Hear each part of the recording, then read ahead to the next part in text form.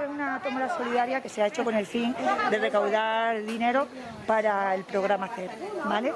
El programa CER trata de capturar al gato, esterilizarlo y llevarlo a su retorno, a su colonia. Entonces, bueno, ese es nuestro propósito. Vale, ¿y qué tenéis? ¿Una asociación? No, esto es a través de la Concejalía de Medio Ambiente y Agricultura.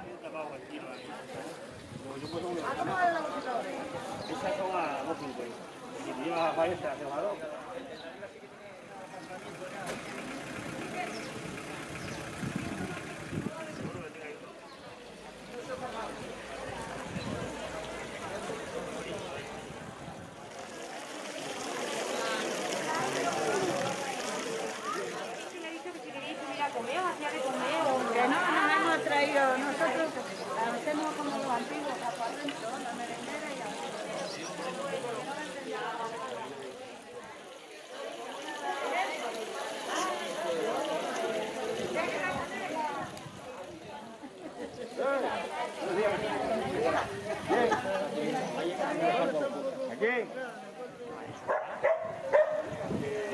Javi, ten, que te voy a pagar, hijo.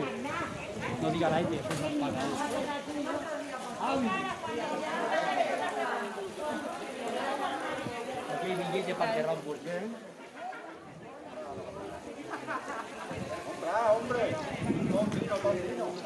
Ya pagaron luego.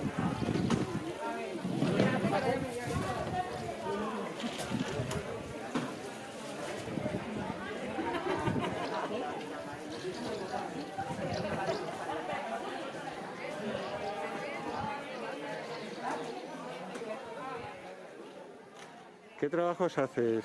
Plata artesanal. ¿Pero plata de ley, plata pura? Plata de ley, sí. Plata de ley y también algo de bisutería. Todo artesanal.